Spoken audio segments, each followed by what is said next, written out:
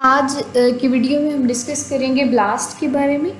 Blast stand for basic local alignment search tool. इसको सबसे पहले स्टेफन ने 1990 में डिस्कवर किया। उसके बाद से ये प्रोग्राम जो है वो सीक्वेंस एनालिसिस के लिए हम इसको यूज़ कर रहे हैं। प्रीवियस वीडियो में भी हमने इसके बारे में थोड़ा सा डिस्कस किया था कि ये कंप्यूटराइज सिस्टम है जो कि हमें सीक्वेंस अलाइनमेंट में हेल्प आउट करता है। अब हमने देखा था पीछे जो हमने पढ़े हैं डायनामिक प्रोग्रामिंग में, उसमें आप देखते थे कि एल्गोरिदम जो है लोकल अलाइनमेंट और ग्लोबल अलाइनमेंट का वो इस तरह से होता था कि इस तरह से उसका मैट्रिक्स हम ड्रा करते थे। सीक्वेंस एक इस तरफ लिखा जाता था और एक सीक्वेंस इस तरफ लिखा जाता था। उन दोनों को हम कंपेयर करते थे और फिर उनकी अलाइनमेंट करते थे, ठीक है। लेकिन ब्लास्ट के केस में जो डिफरेंस है वो ये है कि हम लोगों ने यहाँ पर पूरे सीक्वेंस को डिस्कस नहीं करना एक साथ। हम क्या करते हैं, सीक्वेंस को स्ट्रेचेस में, उसको टुकड़ों में तकसीम कर देते हैं और फिर हम उसमें से आइडेंटिकल सीक्वेंसेस को निकालते हैं। अब जो हम लोग ब्लास्ट को पढ़ रहे हैं, इसका जो मेन ऑब्जेक्टिव है वो क्या है, हम लोगों ने कोई भी ऐसा सेगमेंट, कोई भी ऐसा टुकड़ा जो है वो पेयर वाई सीक्वेंस अलाइनमेंट में कोई भी ऐसा सेगमेंट तलाश करना है जो अनगैप्ड हो, जिसमें कोई भी गैप ना हो और वो हाई स्कोरिंग हो। अब ये स्कोरिंग का सिलसिला किस तरह से चलेगा वो हम एक मैट्रिक्स को यूज़ करेंगे which is called blossom matrix. वो हम नेक्स्ट वीडियो में डिस्कस भी कर लेंगे कि हम लोग क्या करते हैं कि ब्लॉसम मैट्रिक्स को यूज़ करते हुए हमने कोई भी ऐसा सेगमेंट तलाश करना है जिसका स्कोर हाईएस्ट हो और at the end of the video हमें वो मिलेगा भी, ठीक है। अब ये कह रहे हैं कि सीक्वेंस जो है ब्लास्ट के केस में उसको होमोलोगस हम तब कहेंगे जब हमारे पास हाई स्कोरिंग पेयर्ड सेगमेंट जो है वो ग्रेटर हो किससे, स्पेसिफिक थ्रेशहोल्ड वैल्यू से। अब ये हाई स्कोरिंग पेयर्ड सेगमेंट क्या है और स्पेसिफिक थ्रेशहोल्ड वैल्यू क्या है, इसको हम नेक्स्ट वीडियो में डिस्कस कर लेंगे। आपने यहाँ से कंफ्यूज नहीं होना, ठीक है। अब बात करते हैं ब्लास्ट के वेरिएंट्स की। ब्लास्ट जो है एक प्रोग्राम है, ठीक है। अब इसके जो हैं वो डिफरेंट वेरिएंट फॉर्म्स हैं ब्लास्ट की। सबसे पहले तो ब्लास्ट एन। इसमें क्या होता है, एक कोई भी डेटाबेस है, डेटाबेस जो है वो न्यूक्लियोटाइड डेटाबेस भी हो सकती है और वो प्रोटीन जो सीक्वेंस डेटाबेस भी हो सकती है। न्यूक्लियोटाइड और प्रोटीन सीक्वेंस डेटाबेसेस, ये दो तरह की डेटाबेसेस हैं हमारे पास। अब ब्लास्ट एन में क्या होता है, हम लोग जो क्यूरी करते हैं वो न्यूक्लियोटाइड सीक्वेंस की फॉर्म में करते हैं और दूसरी तरफ जो है वो किसके अगेंस्ट ये सर्च हो रही है, वो कौन सी डेटाबेस है, वो न्यूक्लियोटाइड सीक्वेंस डेटाबेस है। अब ब्लास्ट पी में क्या होता है, हम लोगों की क्यूरी किस फॉर्म में है, प्रोटीन सीक्वेंस की फॉर्म में है और वो किसके अगेंस्ट सर्च हो रही है, प्रोटीन सीक्वेंस डेटाबेस के अगेंस्ट सर्च हो रही है। पी और एन ये तो बहुत सिंपल था, ठीक है। अब बात कर लेते हैं एक्स की। एक्स में क्या होता है कि न्यूक्लियोटाइड सीक्वेंस, क्यूरी हमारी किस फॉर्म में है, न्यूक्लियोटाइड सीक्वेंस की फॉर्म में है और वो सर्च किसके अगेंस्ट कर रही है, वो प्रोटीन सीक्वेंस डेटाबेस के अगेंस्ट सर्च कर रही है।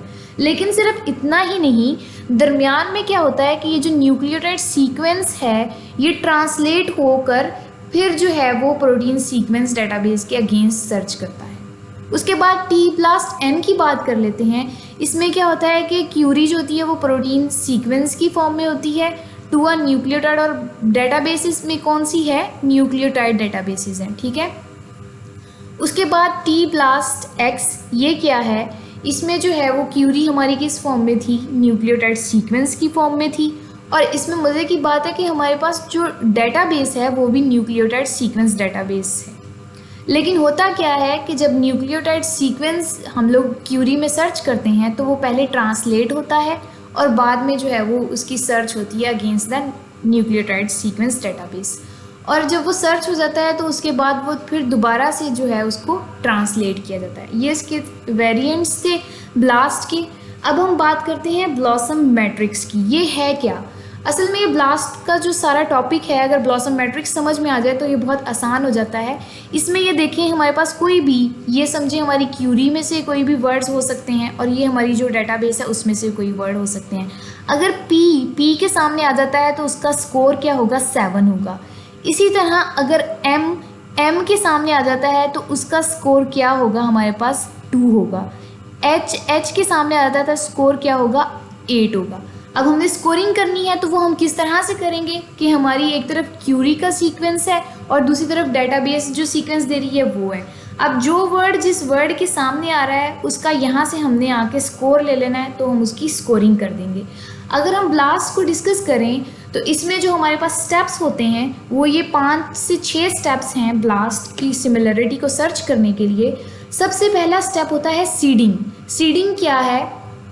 कोई भी एक लॉन्ग सीक्वेंस है हमारे पास, उसको हमने पार्ट्स में डिवाइड कर देना है। जैसे ये एक लॉन्ग सीक्वेंस था, इसको हमने पार्ट्स में, ये 3 रेजिड्यूज़ का एक पार्ट ले लिया, इसको हम क्या कहेंगे? सीडिंग कहेंगे। अब वो यहाँ पर कह रहे हैं कि अगर प्रोटीन का सीक्वेंस हम लोग लेते हैं तो उसमें रेजिड्यूज़ जो है वो 3 हो सकते हैं और डीएनए के केस में ये 11 रेजिड्यूज़ हो सकते हैं।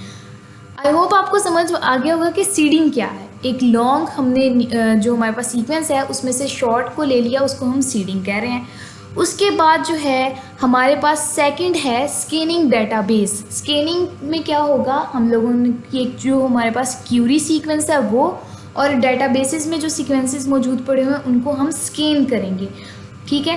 और स्कैनिंग करने के बाद ये देखें, अब यहाँ पर हमारे पास ये क्यूरी का था और ये डेटाबेसेस का था, ये इसकी स्कैनिंग हो गई। अब ये इससे रेलेवेंट जो है वो हमें इंफॉर्मेशन मिल रही है। अब हमने क्या करना है, हमने मैचिंग कर लेनी है कि कौन सा किससे कितना मैच हो रहा है। अब ये देखें, ये एग्जैक्ट मैच है और ये हम लोग देख के भी बता सकते हैं। लेकिन उसके बाद जो है वो हम लोग आ जाते हैं स्कोरिंग के ऊपर। ये स्कोरिंग हमने कैसे करनी है, इसको हमने ब्लॉसम मैट्रिक्स में, अब देखें PYN, अब ब्लॉसम मैट्रिक्स में आ जाएं। अब देखें P का और P का P के साथ 7 है और Y का Y के साथ यहाँ पर 7 है और फिर यहाँ पर N में आ जाएं, N यहाँ पर और N यहाँ पर 6। 7 + 7 + 6 ये हो जाएगा 20। अब ये देखें हमारे पास यहाँ पर जो स्कोर है PYN का वो 20 दिया है।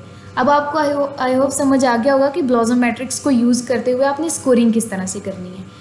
अब यहाँ पर इनको स्कोरिंग तो हमने कर ली है। अब इनमें से हमने चूज़ कौन सा करना है।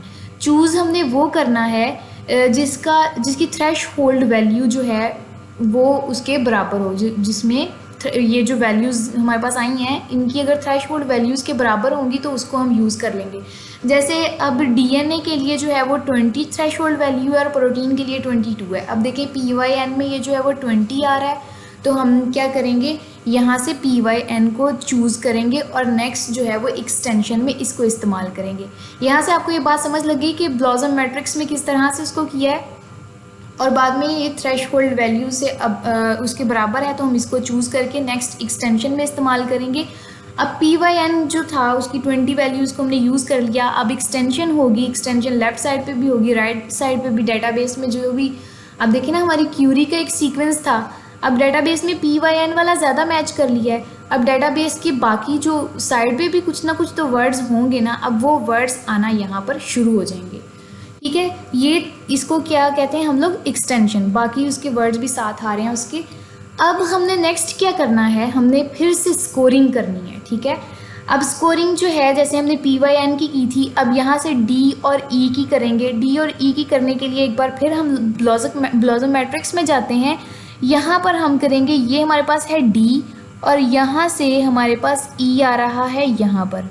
D और E इसकी वैल्यू आ रही है हमारे पास 2। अब हम देख लेते हैं कि हमारे पास वाकई में D और E की वैल्यू 2 ही है। जी हाँ, D और E की वैल्यू हमारे पास 2 ही है। ये ब्लॉसम मैट्रिक्स को इस्तेमाल करते हुए आपने सारी स्कोरिंग इस तरह से कर लेनी है और स्कोरिंग करने के बाद आप लोगों ने इसको प्लस करना है, ठीक है। ये 20 है हमारे पास, 27 हो गया और इधर से हमारे पास आ गया ये -4 हमारे पास हो गया और उसमें से 1 जो है वो हमारे पास आ गया -3। 27 - 3 24। अब जो फाइनल स्कोर हमारे पास आ रहा है वो है 24, ठीक है।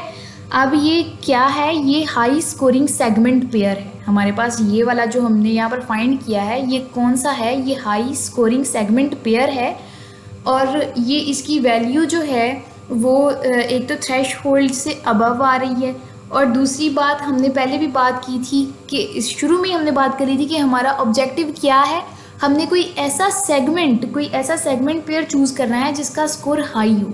अब ये यहाँ पर जो हमने चूज़ किया है इसका स्कोर हाई है, 24 जो है वो इसका हाई स्कोर है, तो इसलिए हमने इसको चूज़ कर लिया।